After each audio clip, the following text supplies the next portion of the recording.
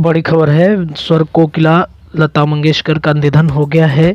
भारत ने अपने सबसे अमूल्य रत्न को खो दिया है। कोरोना की कर्कश आवाज भारत की स्वर कोकिला को ली गई है। आज सुर सम्राटी लता मंगेशकर कोरोना से जंग हार कर दुनिया को अलविदा कह गई। आज उन्हें मुंबई के ब्रिंच कैंडी अस्पताल में आखिरी सांस ली।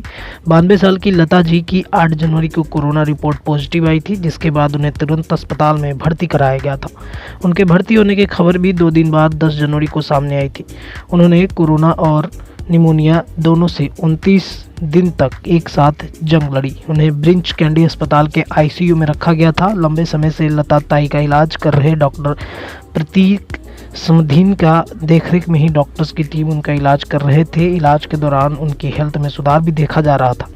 उन्हें लगातार ऑब्जर्वेशन में रखा गया। करीब 5 दिन पहले उनकी सेहत में सुधार होना भी शुरू हो गया था। ऑक्सीजन निकाल दी गई थी, लेकिन आईसीयू में ही रखा गया था। स्वर कोकिला और ताई जैसे नामों से लोकप्रियता लता जी के निधन से पूरे देश में शोक की लहर है। फैंस उनके ठीक होने की दुआएं कर रहे थे, लेकिन आज सुबह रविवार की सुबह एक बहुत बुरी खबर आई है। करोड़ों संगीत प्रेमियों का दिल टूट गया है। सैकड़ों कालजयी गानों को अपनी आवाज़ देने वाली लता जी आज अनंत यात्रा पर चली गई हैं। लता जी लगभग 2 साल से घर से नहीं निकल रही थी। वे कभी कभी सोशल मीडिया के जरिए अपने फैंस के लिए संदेश देती थी। बढ़ती उम्र में गिरती सेहत के कारण वे अपने कमरे से ही ज़्यादा समय गुजारती थी। उनके घर के एक स्टाफ मेंबर की रिपोर्ट कोरोना पॉजिटिव आने के बाद उनका टेस्ट कराया गया था। 8 जनवरी को उनकी रिपोर्ट पॉजिटिव आई थी। 92 साल की लता जी ने 36 भाषाओं में 50,000 गाने गाए थे, जो किसी भी गायक के लिए एक रिकॉर्ड है। करीब 1000 से ज़्यादा फिल्मों में उन्होंने अपनी आवाज़ दी है। 1960 से 2000 तक का दौर था जब लता मंगेशकर के आवाज़ के बिना फिल्में अधूरी मानी जाती थी। उनकी आवाज़ गानों के हिट होने की गारंटी हुआ करती थी। सन 2000 के बाद उन्होंने फिल्मों में गाना कम कर दिया और चुनिंदा फिल्मों में ही गाना गाया। आखिरी गाना 2015 में आई फिल्म डुन्नो वाया में था।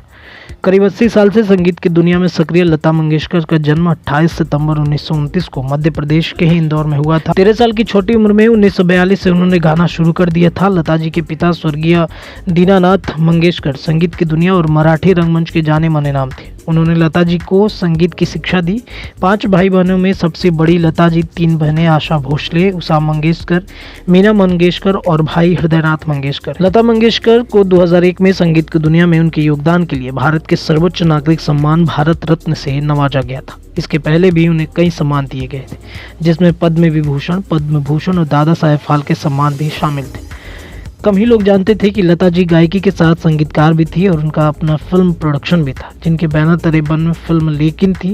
इस फिल्म के लिए उन्हें बेस्ट गायकी का नेशनल अवार्ड भी मिला था। 61 साल की उम्र में गाने के लिए नेशनल अवार्ड जीतने वाली वे एकमात्र गायिका रही। इनके अलावा भी फिल्म लेकिन को 5 और नेशनल अवार्ड मिले थे। लेकिन आज से अब पूरा देश, पूरा दुनिया लता जी की आवाज़ों को नहीं सुन पाएगा। लता जी अनंत यात्रा पे चली गई हैं और न्यूज़ बयार की पूरी टीम लता जी को भावपूर्ण श्रद्धांजलि अर्पित करती है।